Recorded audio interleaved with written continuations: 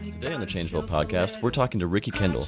Ricky is currently working with the Arts and Medicine program at Shands Hospital here in Gainesville, where he performs for patients to help make their time at the hospital a more positive experience. Ricky has even recently written an album of material with several children staying at Shands. He also worked with the CCC to provide for the homeless in Gainesville and has been a staple of the musical community here since he arrived as a teenager. We're honored to have him on the show today. So how you doing today? Doing good. So today's your day off. Today is my day off from work, from Arts and Medicine. Friday. I guess I sometimes go in, but most of the time I have it off. I work Monday through Thursday. How long have you been doing that for? I think it's almost 5. I think it's over 5 years now. Okay. Yeah. Cool. How did that whole thing get started? Because I was reading a little bit about what that is, but who else do you work with, and sort of who brought you into that? Well, the program got started by a pediatric oncologist named John Graham Pohl and a dancer named Jill Sanke, who is still there, and she runs she's the director of the Arts and Health program here. Yeah. So, I think it turned out.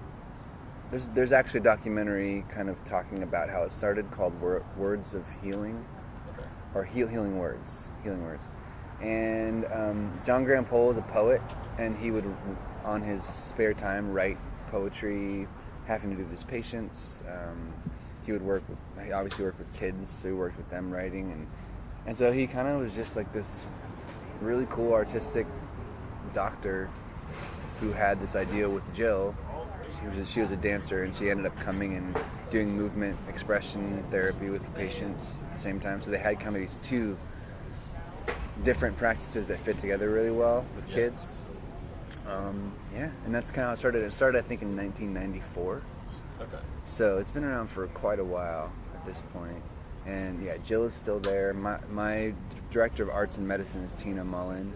And so they kind of work in tandem to kind of manage and oversee I think there's 24 different artists that go around the hospital and do this work. Okay. Yeah. And what sort of things do you go in and do when you perform? I mean, I know, does the family talk to you about maybe some of their favorite songs, things like that, and you go in and play those? Yeah. I'd say my day is roughly split in half between referral visits, which are people who call our office and ask for music or another form of art in their room. And some of those referrals are done by doctors and nurses as well. So they'll be like, this patient is really depressed. I think they could use some music, so come and check on them. But the rest of the day is spent knocking on doors and just kind of random, do you want to hear any music today? And yeah, when you get in there, it's like, hi, tell them who you are, because it can be a little weird for someone to walk into your room with a guitar. Yeah, but I honestly feel like people are getting kind of used to it, and the culture of our hospital is changing to where it's not that weird of a thing to see anymore. You see, there's at least 6 musicians walking through the hallways on both towers, so I'll ask them what they want to hear. If they want to hear music, if they say yeah, I ask them what they want to hear, what they like, if they would like, and if they can't answer that question, I'll usually ask, well, do you want to hear something relaxing? Do you want to hear something more upbeat and fun to match your mood? What do you want to do? And so what we say is it's a patient-led experience. We don't try to make anything happen that they don't want to happen. So we just offer up our services, and if they want it, we want to know how they want it to go. So they'll tell us, and something mellow. Okay, what a wonderful world, or whatever, Kind something. of become the ultimate one-man cover band. Yeah, just going in and kind of. like, well, how are you feeling, and what do you like? And just trying to think of something to match that. Yeah, it's made me a lot better at knowing songs, for sure. Like, if I don't know a song, I have to go back, sometimes that day, learn it and come back to the room. Yeah, so next time you see that person, Yeah. you can play like their favorite. Whatever. And sometimes they'll give you like a laundry list, just learn these and come back. Like, okay. And I'm guessing it's all different ages too, because I know you do a lot, or at least your next album is going to be dealing a lot with children and sort of their experiences in the hospital. But I mean, with some of the videos, there's also there's adults, there's older patients, so like I'm sure the range of requests is pretty. It's pretty broad. I feel like for the most of the day, I see adults, which is easier than seeing kids as far as song requests, because I feel like I know most of the older songs. Like I feel like our median age is like 40s, 50s, 60s. Like those are like the people I see the most, I think. Yeah. And usually I'm like, I know what you want to hear. I can play that. Beatles or hits of the 50s, 60s, sometimes even the 40s, Bo Diddley, yeah, like soul, country, Motown, that kind of stuff. Yeah. But when it's kids, I find that less and less they want to hear Twinkle Twinkle Little Star, and now they want to hear like, what is it? I can't even think of the name of it. Whatever, SpongeBob SquarePants theme song. They want to hear TV show theme songs. TV show theme songs. That's what they're into. And then you go back and listen to them, and it's like, it's actually a pretty fun song. I gotta learn that. I should probably learn it. I'm happy SpongeBob is still a request. I can't believe that show is probably on its... And actually, that's not a request anymore. I just couldn't think of anything. Now it's like Jake Adventure Time or... Oh, yeah. All these different cartoons that are out now. It's like, I don't even know. There's so many cartoons. Yeah. It's crazy. So it's impossible to learn all these songs unless you watch them. So I watch them. I try to learn them. Do you ever have, like someone on backup? You mentioned there's like 24 musicians. Do you guys collaborate in the hospital, outside the hospital? Is there anybody that you've met that you've kind of done some work with? Well, there are 6 musicians. The rest of the 24 are visual artists, dancers. Oh, 24 artists. 24 artists in total. Okay. So yeah, but and we do collaborate with all of them. We try to. So a good example is a good musical example is Michael Clater and I work at the hospital. Jason Hedges works at the hospital. Kathy DeWitt, Maria Kerrigan, Sam Moss. Like we all kind of know each other, and we're musicians. And so every once in a while, there's a patient that wants to hear maybe a country song I don't know. So I'll just call up Mike, and if he's there that day, I'll invite him into the room. Since I'm the point person for the room, I'm like, hey, this is my friend Michael. He knows a lot more country than I do. We're gonna play some of that for you. So that's a musical collaboration, and that happens all the time. Then a good idea of like a visual arts collaboration would be there's a visual arts therapist that I worked with named Amy for a while. She doesn't work at Shands anymore, but that's kind of where the kids album started. Yeah. She's a visual arts therapist, so she specializes in actually trained art therapy to where she can get to the psychology of a child, figure out where they're at, what they're dealing with through the colors they use, the kind of pictures they draw. It's really intense and complicated and amazing, kind of the knowledge that art therapists carry with them. But she decided to bring me in to work with a patient, and it was a 7-year-old girl who was waiting for a heart transplant. And so she had a Berlin heart, which means she had a mechanical heart outside of her body pumping her blood for her. So her blood would run through the machine, back through her body, back through the machine.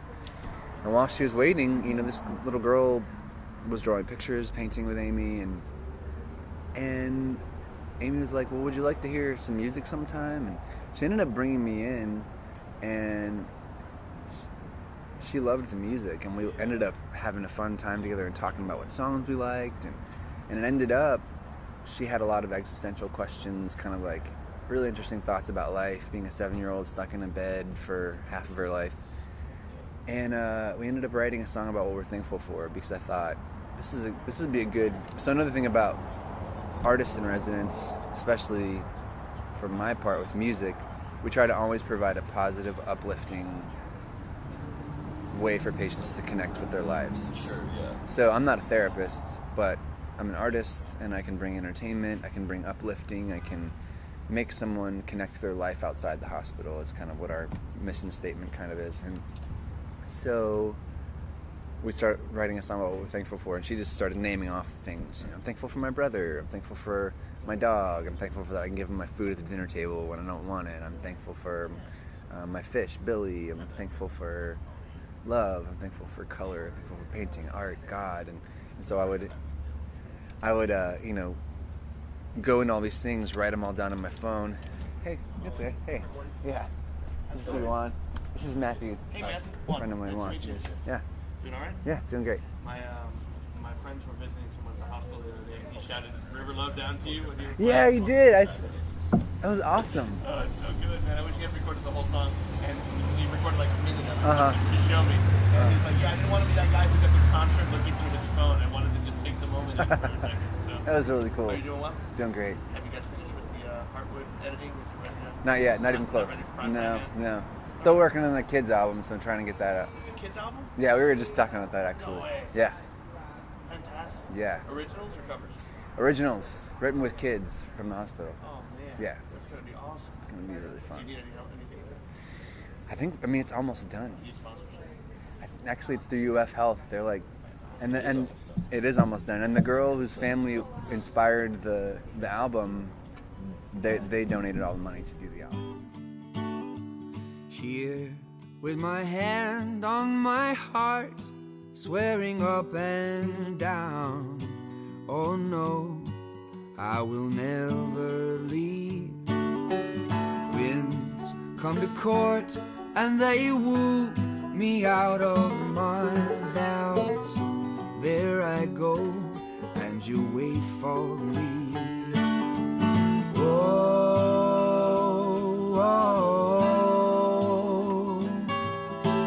Me and my patterns.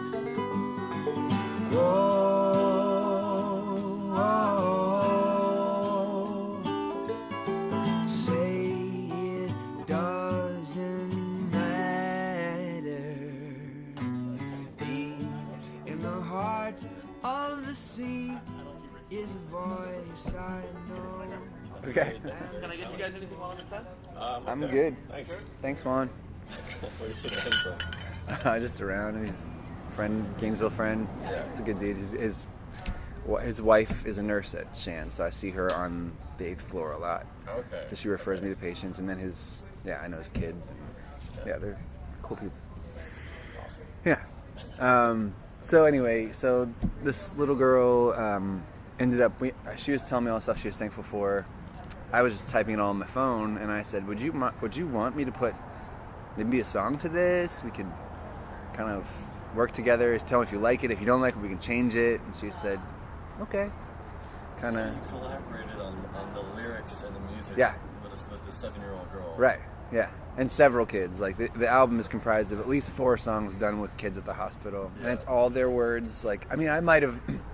Sometimes I'll turn a phrase to like make it rhyme or make it a little more goofy or clever to, give people listening to it like a laugh or whatever. But yeah, so that's the idea behind it, and we're done recording it. We just got to put the artwork on the front and do the copies, and it's an album for kids and for adults. I didn't want it to be just like Teletubby type silly repetitive kid stuff. I want one of the songs is about being brave and using your imagination to get through a hard time. One of the songs is about being thankful for love. One of the songs is about dreams, and how dream is a beautiful thing. You can always go back to it when you go to sleep. So it's to help kids fall asleep at night. It's different practical things, but it's also, I tried to give it enough artistry to where a parent listening to it in a car over and over again is not going to get sick of it, Yeah, well, it's a kid's album in the sense that it carries important messages. Like I don't know. There's a Jack Johnson kids album that's still a fun album to listen to. Pixar movies are for kids, but there's still great values in that. And you're in the sense that it's a kids album because you're working with kids, but I mean these kids have a lot of important things to say. They do. Gone through probably more than the average person when they're 9 and 10 years old. Right. And in terms of that, I feel like I was talking to my girlfriend last night about kids in general and just how much they have to offer the world, and I don't think they get as much of a voice as they should. As adults, I feel like we lose something, if we're not careful. And so being with kids so much is nice because they give you a fresh perspective, and like you said, at their lowest, they're able to talk about what they're thankful for, without any cynicism or it's just pure. It's sweet, and it's not just like cute. It's really powerful, I think. So that's kind of the cornerstone of this project, and really of the work, all of our work with kids. I feel like it's, there's one artist named Mary Lisa, and she is a brilliant artist, visual artist, but she's been working with kids for over 20 years since the program started, and she's amazing. And you meet her and you can tell she hangs out with kids all the time. She's got this playfulness about her. She's got this like real warmth to her, and it feeds her. Like being around those little people feeds her soul. And it's just a kind of optimism. Yeah. Like children's doctors, people like that. Right. It's sort of, and it's not even. I mean, like you could say, or you could think that since they haven't lived a lot of life yet, it's like ignorance is bliss, but it's really just pureness, like you said, because it's their thoughts and emotions, and it's generally super positive. Yeah, usually, and I love that. That's why I love how the program was started by a pediatric oncologist.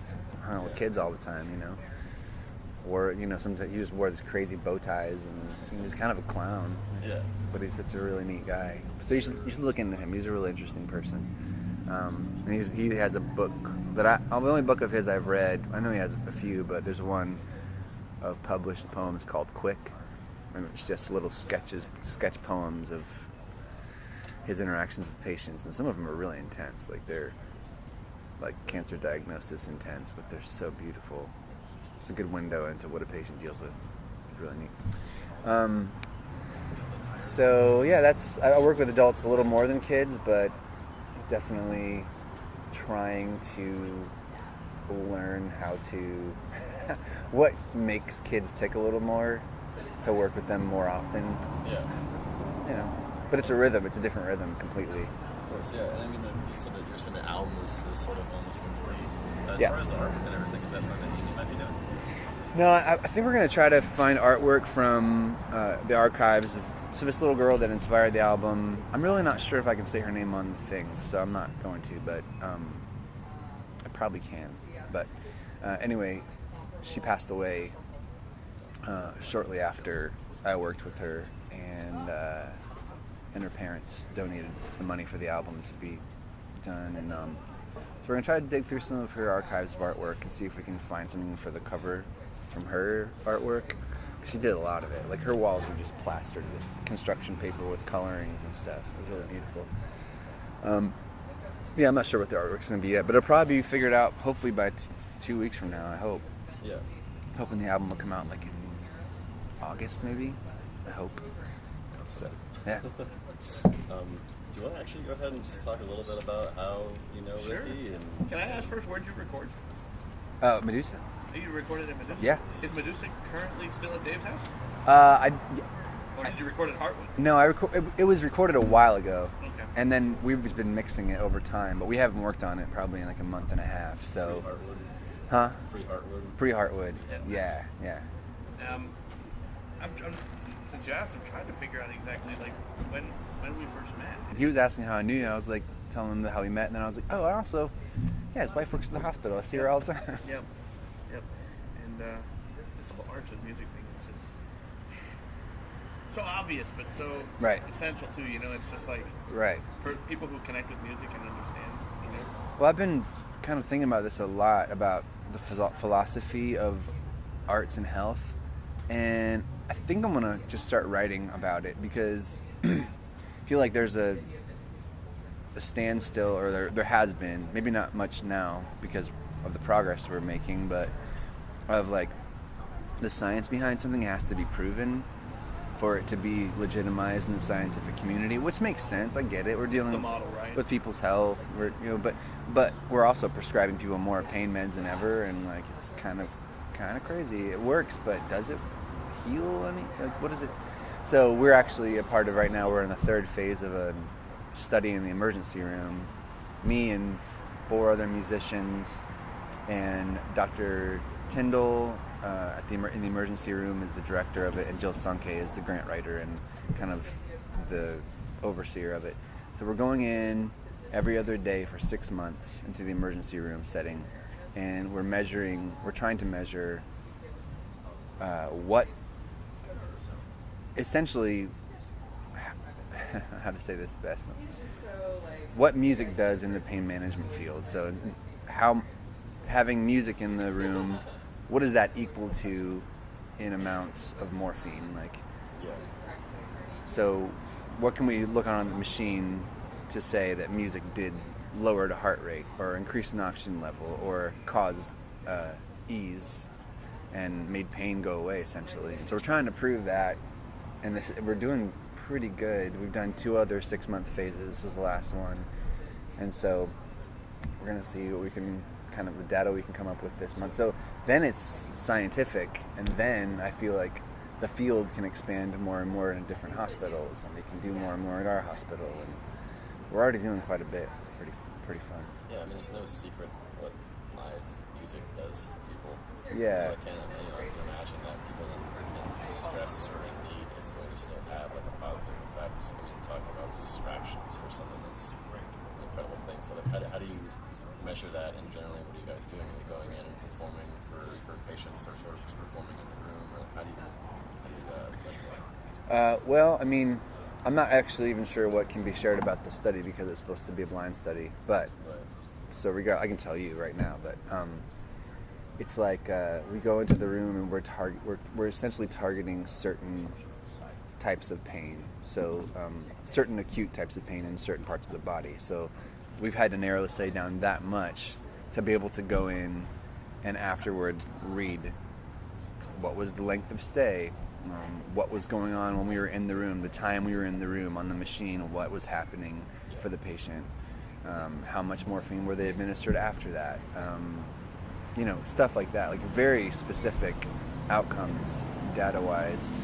And we figure the way we've kind of narrowed it down, if we can get those small cases proven that music does something, then we can move to maybe a larger spectrum of sample size. Yeah, so I don't know, we'll see. But we enter the room, we play for the patient as much as they'll let us, and like I said, it's a patient-led experience. They'll tell us what to play, what they like, and then we'll try to soothe them as best as we can.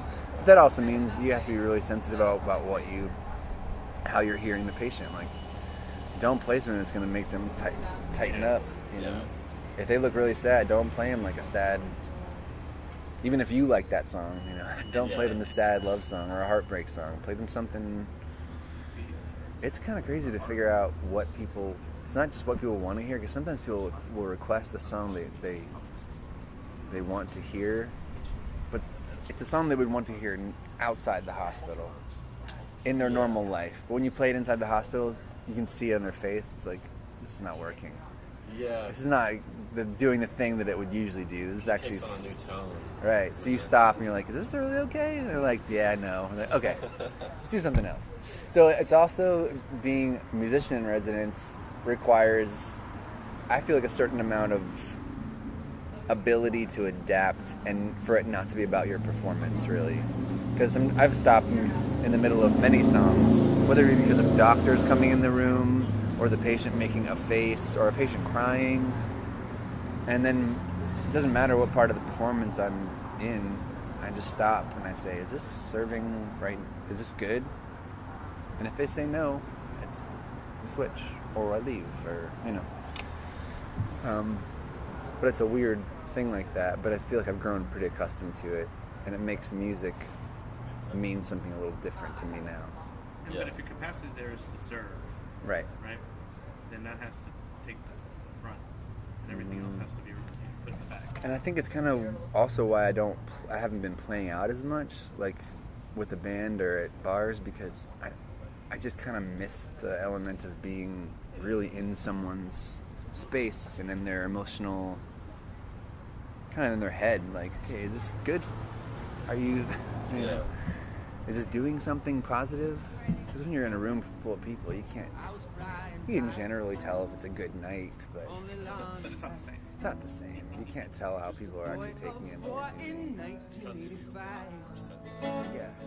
I think so. I could feel the day underneath the shade. I can almost taste the sweet in summer lemonade. All right.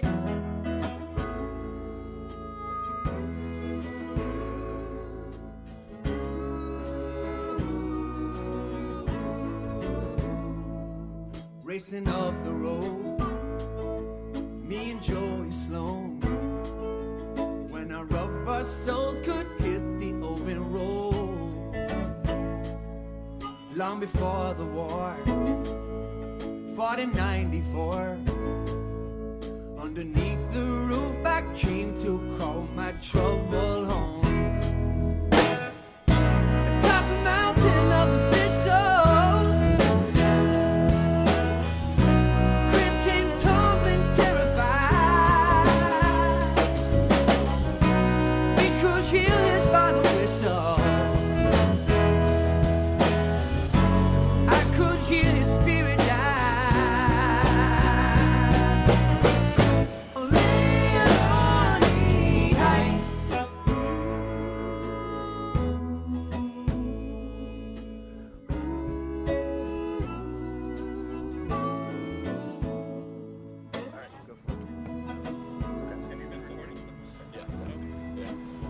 for the Changeville podcast.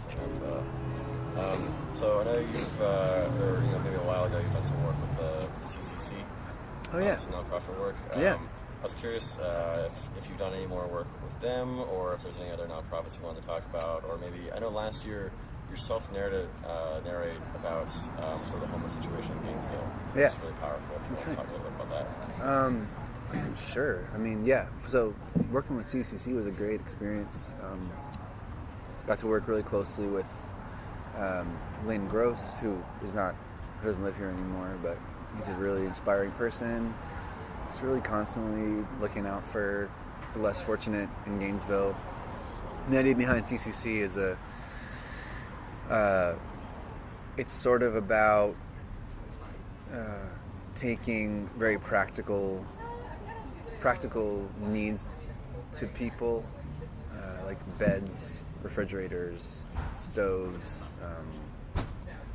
washers, dryers, that kind of stuff, and taking donations in if people don't need them anymore, and kind of looking for those who are really in need, who are just coming out of homelessness or whatever. So that was my job. I was kind of driving the truck and delivering stuff for a long time, and it was a really awesome thing to be a part of. And then I got to work closely with my friend Erickson Frank, who just stopped being director of CCC. And in that, I feel like, yeah, the self-narrate night that I shared that story, it was kind of a night where I was walking downtown, and I had stopped into the Bull, and they were doing, I can't remember what the prompt was even. Yeah. If there was a prompt at all. I don't know, because this one was almost a year ago. Yeah. Yeah. So I was walking downtown, and I stopped in. I thought about it. I went down the street and grabbed a bite from Lucy's and started writing in my phone something that I might want to share or something. And it wasn't really like me to do that, but I was like, I like this idea. This self-narrate idea is cool. Or this was called self-narrate. Yeah.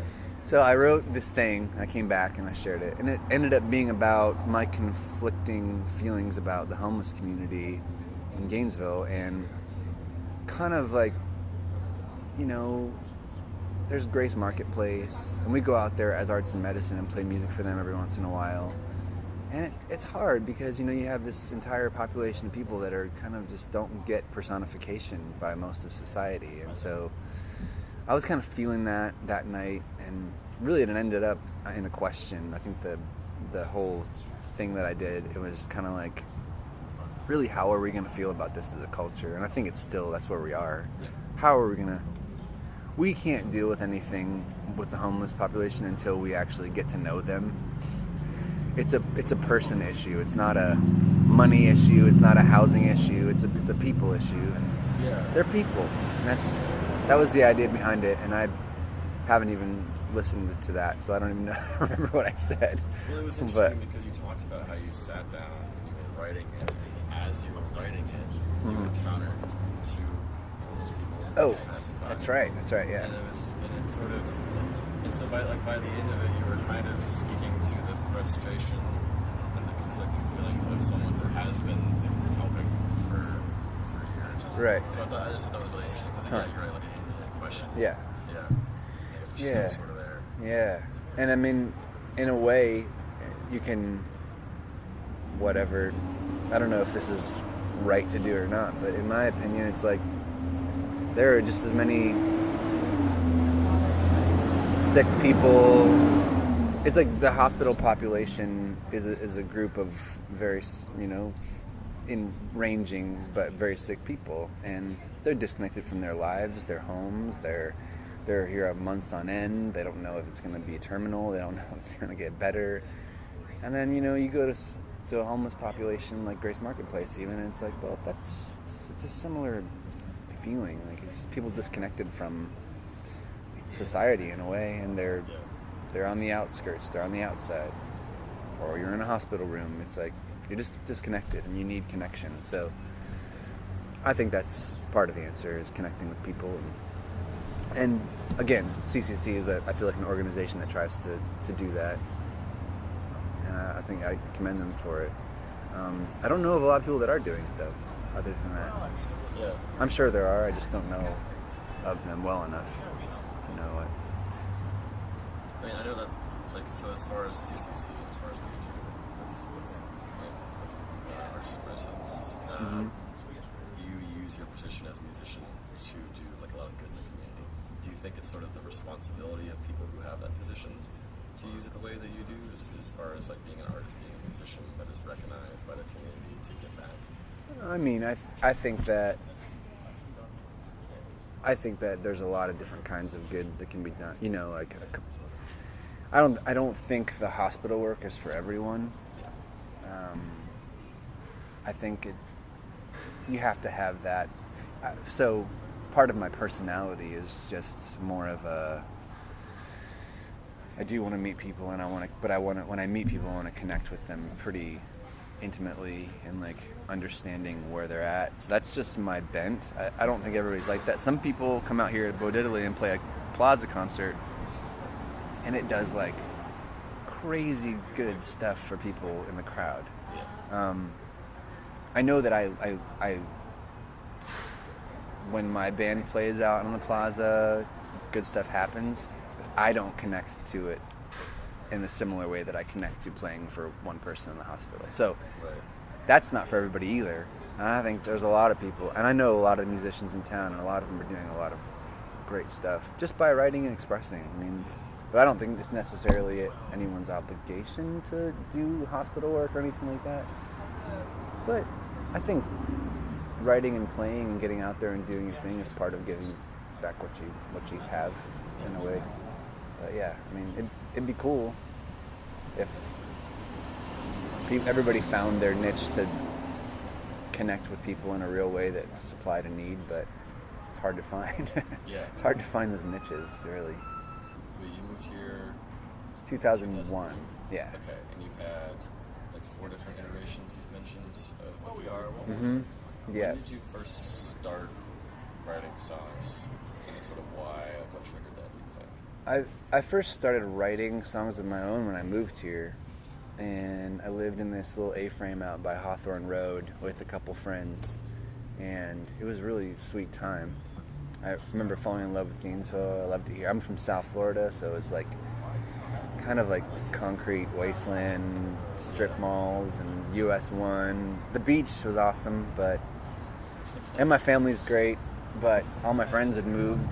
Like, you go to hang out, you have to go hang out at some big, like, Barnes & Noble bookstore thing, and it was just not fun. There was no local venue. I had a band back then too, but I was not writing for it much. So I moved here. I started listening to Bob Dylan.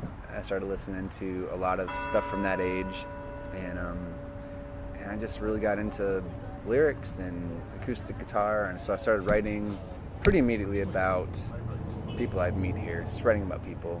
Yeah. And I wrote about, at that point I really was writing a lot about God and spiritual awareness stuff, and so that's kind of how I started.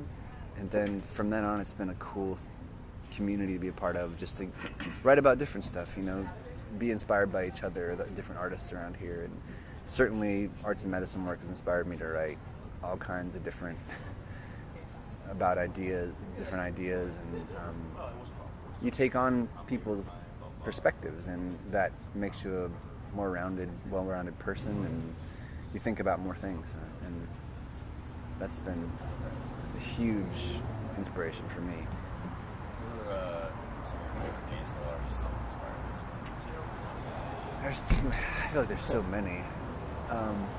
I do have to say that a guy I work with, Michael Clater, he's a pretty stellar person, and he's a great writer. Yeah, he's really great. I mean, there's a lot of people here. Morning Bell was one of the first bands we played with. They're awesome. Travis is still writing great songs. He's actually written some amazing protest songs that are supposed to be on an album coming out, a compilation of protest songs from Gainesville, Florida. Morning Bell guys? Yep. Eric and his brother? Yep. And,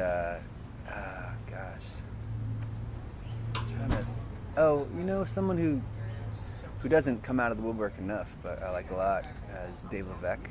He's got some good music. Yeah. He's kind of in his cocoon right now. I think he's playing drums for some people, but he's a great writer. Yeah. There's a lot of good people around here. Cool.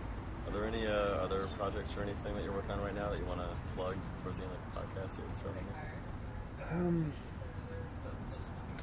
I mean, the Kids album for sure is the one thing that I've been working on really hard.